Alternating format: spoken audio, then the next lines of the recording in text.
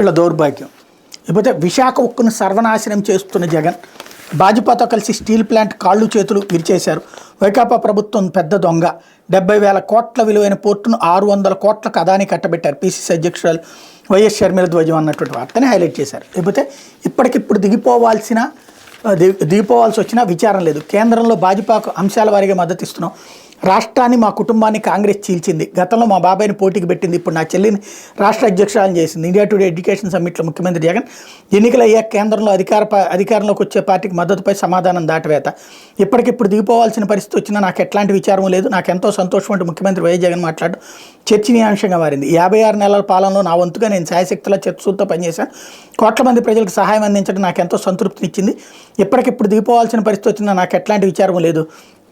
2019 ఎన్నికల సందర్భంగా చేసిన వాగ్దానాలు, చెప్పిన పనులు చేసాం. మేనిఫెస్టోలో 99% అమలు చేసాం. ఆ మేనిఫెస్టోని ప్రజల వద్దకు తీసుకెళ్లి చూపించి ఇవి మేము చేసామని చెప్పి వారి విశ్వాసాన్ని పొందుతున్నాం కాబట్టి సంతోషంగా ఉందని వ్యాఖ్యానించారు. తిరుపతిలో బుధవారం ఏర్పాటు చేసిన ఇండియా టుడే విద్యా సదస్సులో పాల్గొన్న ముఖ్యమంత్రి జగన్ కార్యక్రమంలో భాగంగా నిర్వహించిన ముఖాముఖిలో పలు ప్రశ్నలకు సమాధానం ఇచ్చారు. ఇది ఇక్కడ అసలు పాయింట్ చూడండి. హెడ్డింగ్కు ఆశ్చర్యపడిపోయారట అక్కడ ఉన్నటువంటి వాళ్ళందరూ కూడా.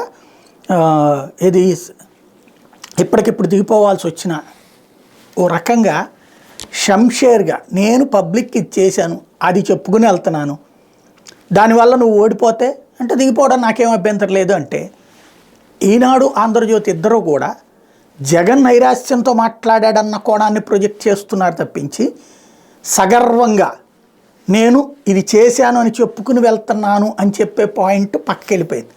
కానీ ఈ మాట అనగానే సూట్ కేసు పట్టుకుని వచ్చేస్తాడు అనుకోండి జగన్. కాకపోతే అసలు పాయింట్ ఏంటి, నేను ఇంత చేశాను,